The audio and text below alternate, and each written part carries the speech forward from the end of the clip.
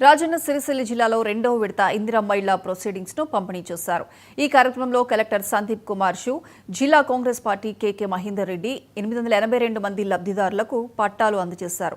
ఇందిరమ్మ ఇళ్లకు సంబంధించి లబ్ధిదారులెవరూ దళారులను ఆశ్రయించి మోసపోవద్దని కలెక్టర్ సూచించారు. ఇళ్లు నిర్మించుకునేందుకు లబ్ధిదారుల ఖాతాల్లోనే డబ్బులు జమ చేస్తామని చెప్పారు. రాష్ట్రం అప్పుల్లో ఉన్న ఎన్నికల్లో ఇచ్చిన హామీలను సీఎం రేవంత్ ఒక్కొక్కటిగా నెరవేరుస్తున్నారని ఇన్ఛార్జ్ మహేందర్ రెడ్డి అన్నారు. పీడి వారిని వేదిక మీదకి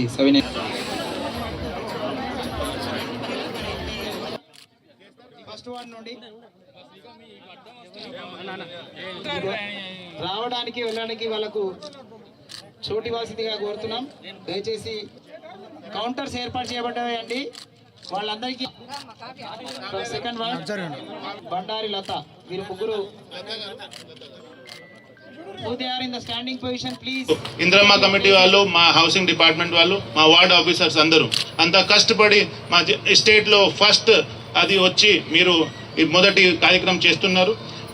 ఇంతమంది దాదాపుగా 882 మందికి మీరు ఈరోజు ఇందిరమ్మ ఇల్లు మనం పంపిణీ చేస్తున్నాం. ఇది చాలా అంటే చాలా, నా కోసం కూడా చాలా ఆనందం. ఇది మీ అందరి కోసం కూడా ఆనందం. ఎందుకు అంటే చాలా మంది ఇక్కడ వచ్చిన వాళ్ళు ప్రజానికి రెగ్యులర్గా వస్తూ ఉంటారు. మాకు ఇల్లు లేదు, ఉన్నారా లేదా చెప్పండి, ఉన్నారు. సో మనం మీకు ఏదైనా హెల్ప్ చేయగలిగాం డైరెక్ట్లీ, అది కూడా నా కోసం పర్సనల్లీ కూడా చాలా ఆనందకరం విషయం. దీంతో పాటు 2-3 విషయం ఉంది మీకు చెప్పాలి. ఈ ఇందిరమ్మ ఇల్లుకి విస్తీర్ణం 400 నుంచి 600 వరకు స్క్వేర్ ఫీట్ వరకు ఉండొచ్చు. సో దీనికి ఏదైనా డిజైన్ లేదు, కానీ ఆ డిజైన్ ఇక్కడ ఉన్నాయి. ఇది చేస్తే మీకు ఖర్చు కొంచెం తక్కువ వస్తుంది. ఈ డిజైన్ చూడండి.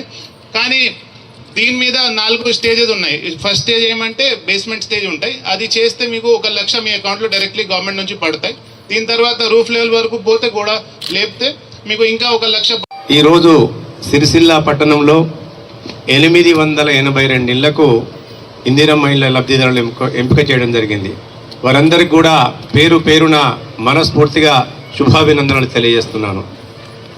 మీరందరూ కూడా 16 నెలల 18 నెలల క్రితం ఈ రాష్ట్రంలో కాంగ్రెస్ ప్రభుత్వం అధికారంలోకి వస్తే పేదవాడి కల సాకారం అవుతుంది, ఎక్కడ ప్రజాస్వామ్యయుతంగా పరిపాలన కొనసాగించబడుతుంది, పేదల కష్టాలన్నీ కూడా దళిత బడుగు బలహీన వర్గాలకు మైనారిటీలకు అండగా ఉండే పార్టీ కాంగ్రెస్ పార్టీ. కాబట్టి తల్లి సోనియా గాంధీ గారు తెలంగాణ రాష్ట్రంలో ఎవరైతే అసూలు బాసినరో ఆ అమరుల ఆశయాలు నెరవేరడానికి, వారి తల్లుల గర్భశోకం యొక్క దానికి ఫలితం ఉండాలని చెప్పి మీ అందరికీ కూడా గౌరవ ముఖ్యమంత్రి యనుమల రేవంత్ రెడ్డి గారికి అనేకమైన హామీలు ఇప్పించడం జరిగింది. వాళ్ళ